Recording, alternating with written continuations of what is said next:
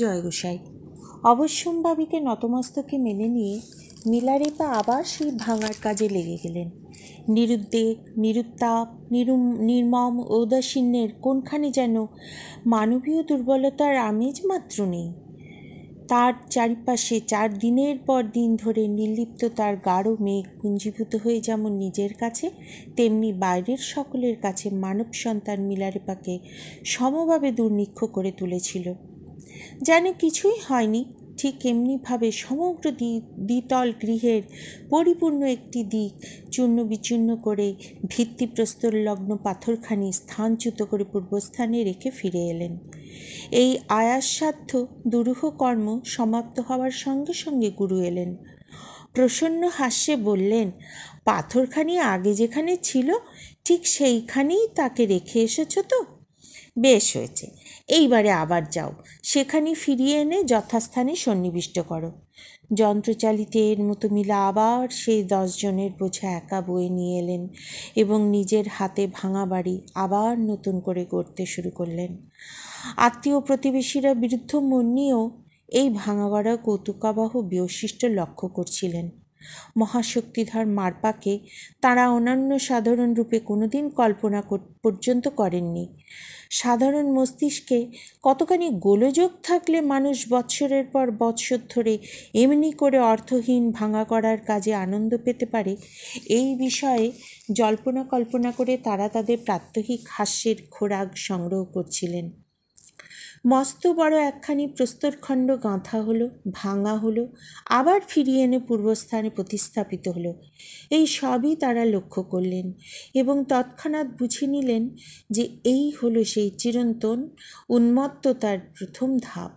অতঃপর তারা প্রথম ধাপের পরে অবশ্যম্ভাবী দ্বিতীয় ধাপের জন্য সাগ্রহে অপেক্ষা করে রইলেন। কিন্তু চোখের উপর দিয়ে 1, 2, 3 করে গৃহক্রমে 7 তলা পর্যন্ত গড়ে উঠল। ঠিক এমনটি হওয়ার জন্য কথা ছিল না। মারপার মতিগতি কি হঠাৎ বদলে গেল? জরুরি বৈঠক বসল। বহু তর্ক বিতর্কের পরে স্থির হলো যে আর অধিক প্রশ্রয় দেওয়া ঠিক হবে না। পাগলের মস্তিষ্কে সুস্থতার লক্ষণ দেখে তারা আতঙ্কিত হয়ে উঠলেন। মস্ত এক দল গড়ে তারা এই অন্যায় সংগঠনের প্রতিবিধানে উদ্যত হয়ে উঠলেন। অস্ত্রশস্ত্রে সুসজ্জিত আক্রমণকারীর দল অন্ধকার রাত্রে বাড়ির কাছাকাছি এসে দেখলেন আর অগ্রসর হবার উপায় নেই। বাড়ির ভিতরে বাইরে অসংখ্য সৈনিক নিঃশব্দ প্রহরায় নিযুক্ত। সেই দুর্ভেদ্য ব্যূহ ভেদ করা কোনো মানুষের সাধ্য নয়। কে এরা? এই জনহীন প্রান্তরে কোন মায়াবী সৃষ্টি এই অতিমানবীয় সৈন্যদল? নিরাপদ দূরত্ব বজায় রেখে বিরুদ্ধ জনতা যে পথ দিয়ে এসেছিল সেই পথেই 1-2 করে নিঃশব্দ ছায়ার মতো মিলিয়ে গেল। দলের মাতব্বর যারা সবাই একে একে অন্যের অজ্ঞাতসারে এসে মারপার স্মরণ নিল। মিলার নিজের হাতে গড়া 7 তলা বাড়ি সগৌরবে স্বস্থানে মাথা উঁচু করে খাড়া রইল। এই সময় মারপার নিকটে দীক্ষাপ্রার্থী বহুজনের সমাগম হলো। গুরুমার মনে হলো এতদিনে মিলার বহু প্রার্থিত শুভক্ষণ বুঝিয়ে সমাগত হয়েছে। গোপনে মিলাকে ডেকে তিনি উদ্যোগী হবার পরামর্শ দিলেন। হৃষ্টমণি মিলাও গিয়ে দীক্ষাপ্রার্থীদের পাশে গিয়ে বসলেন। অনাহত মিলাকে সভাস্থলে আসতে দেখে মারপা বললেন, তুমি এখানে কি মনে করে? যারা দীক্ষাপ্রার্থী তারা সবাই উপযুক্ত দক্ষিণা নিয়ে এসেছে। তোমার দক্ষিণা কই? বুঝেছি, তুমি ভেবেছ গুরুর জন্য কয়েকখানি কাদামাটির বাড়ি গড়েই তুমি দক্ষিণার মূল্য শোধ করেছ। মূর্খের স্পর্ধা গগনস্পর্শী হয়, তা জানি, কিন্তু কেবল সেই স্পর্ধার মূল্যে পরমধন লাভ করা যায় না। উপযুক্ত দক্ষিণা দেবার সামর্থ্য যার নেই তার স্থান এখানে নয়। দূর হয়ে যাও আমার সামনে থেকে, তোমার মুখ দেখলেও মহাপাতক হয়। বলতে বলতে উত্তেজিত হয়ে গুরু অতিথি অভ্যাগতের সহস্র দৃষ্টির সমক্ষে ভীত সন্ত্রস্ত শিষ্যকে পদতাড়না করে বহিষ্কৃত করে দিলেন। ররুদ্যমান স্নেহাস্পদকে সান্ত্বনা দিতে এসে গুরুমা নিজেও কেঁদে ফেললেন। বললেন, তোমার গুরুকে এতদিন দেখেও আমি চিনলাম না। তিনিই বলেন, ভারতভূমি থেকে যে মহাজ্ঞান আহরণ করে এনেছি তা দিয়ে সবাইকার চেতনার মোড় ফিরিয়ে দেব। মানুষ থেকে সামান্য পশু পর্যন্ত সকলের অধিকার সেই চিরন্তন শাশ্বত সত্যে। অথচ তোমার বেলায় সেই করুণার সমুদ্র কেন যে এমন শুকিয়ে যায় তা বুঝতে পারি না। তথাপি আমি বলছি, তুমি বিশ্বাস হারিও না। মূর্খ নারী আমি, তবুও আমার মন বলছে তোমার সময় হয়ে এসেছে। দুঃখ রজনীর প্রভাত হবে, তুমি নিশ্চিন্ত হয়ে অপেক্ষা করে থাকো। কাঁদতে কাঁদতে মীলা ঘুমিয়ে পড়লেন। ভোর হতে গুরু তার ঘরে এসে দেখা দিলেন। প্রসন্ন মূর্তি। কে বলবে এই একই ব্যক্তি পূর্বাহ্নে অমন উগ্রমূর্তি ধারণ করেছিলেন। মীলার হাতে আর একটি বৃহত্তর বাড়ির নকশা দিয়ে বললেন, শোনো হে জাদুকর, ও বাড়ির যতদূর হয়েছে ওই পর্যন্তই থাক। এবার তুমি আর একটি বাড়ির কাজে লেগে যাও।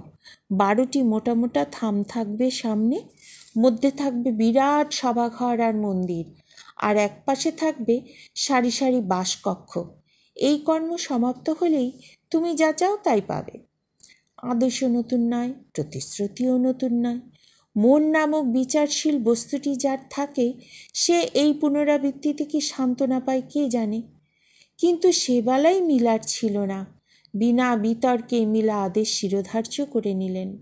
প্রশ্ন করার প্রয়োজনই তার মনে হলো না। বেদনার মাঝে মাঝেই, হয়তো বেদনার মাধ্যমেই, তিনি কেমন করে যেন নিজের ভাগ্যলিপি নিজের অজ্ঞাতসারে পড়ে নিয়েছিলেন। তাই সে মনে হতাশার বিক্ষেপ বা নৈরাশ্যের আক্ষেপ ছিল না। কর্ম আছে আর তার নৈব্যক্তিক ফল আছে। এও যেমন অমোঘ, ও তেমনি অমোঘ। মাঝে মাঝে যে আমি, সে কেবল অবোধের মতো নিঃসম্পর্কীয় ঘটনাস্রোতের অগ্রপশ্চাতে সংঘটনদ্বয়ের মধ্যে অর্থহীন যোগসূত্র সৃষ্টি করছে, আর নিজের গতিবেগে অকারণ বেদনাবোধের ফেনায় নিজেই উদ্বেল হয়ে উঠছে। নিরবচ্ছিন্ন কর্মযজ্ঞের পাকে পাকে জড়িয়ে গিয়ে হয়তোবা তার জীবন্ত মন মৃতের মতো অসাড় হয়ে গিয়ে নিজের সত্তাই একান্তভাবে হারিয়ে ফেলেছিল। নইলে এতখানি বিড়ম্বনা, এমন অবলীলাক্রমে মেনে নেওয়ার শক্তিই বা তিনি কোথা থেকে পেলেন? তিনি ভাবলেন, সইতে যদি না পারি তবে সহন শক্তি আসবে কেমন করে? ক্ষুদ্র দেহের ক্ষুদ্র মনের ছোটোখাটো বেদনায় যদি ভেঙে পড়ি তবে বৃহতের বেদনাকে ধারণ করব কোন প্রাণে? তার মনে হলো গুরুর যেন করুণার অন্ত নেই, কঠিনের কাঠিন্যে যেন মমতার প্রস্রবণ। সমস্ত মন প্রাণ দিয়ে তিনি গুরুর আদেশকে মুক্তির একমাত্র পন্থারূপে আঁকড়ে ধরলেন। আর দীর্ঘদিনের পরিশ্রমে প্রস্তর কর্দমে সুপ্রশস্ত হর্ম খাড়া হল। দীক্ষার অঙ্গনে গুরুমায়ের পরামর্শে মীলা দীক্ষাপ্রার্থী হয়ে উপস্থিত হলেন এবং লাঞ্ছিত হয়ে দেহ মনে দুঃসহ বেদনা নিয়ে ফিরে এলেন। কিন্তু এবারেও এমন প্রতিজ্ঞা করতে পারলেন না যে এই শেষ, এই নিষ্ফল ভাগ্য পরীক্ষার আর আমার প্রয়োজন নেই। অবশ্যই একথাও ঠিক যে মীলা যদি বহুবারের বহু লাঞ্ছনার উত্তরে শেষ পর্যন্ত জোর গলায় প্রয়োজন নেই বলে এড়িয়ে যেতে চাইতেন, তাহলেও তার প্রত্যাবর্তনের পথটি খোলা পেতেন না। কারণ এই এতটুকু বয়সের যে অবোধ বালকটি একদিন মাতৃ আজ্ঞায় নিরুদ্দেশের সন্ধানে ঘর ছেড়ে এসেছিলেন, এতদিনে এই দীর্ঘ ব্যবধানে তাকেই তো আর খুঁজে পাবার উপায় ছিল না। তাছাড়া বিশাল বিশ্বে তার ফিরে যাবার স্থানই বা ছিল কোথায়?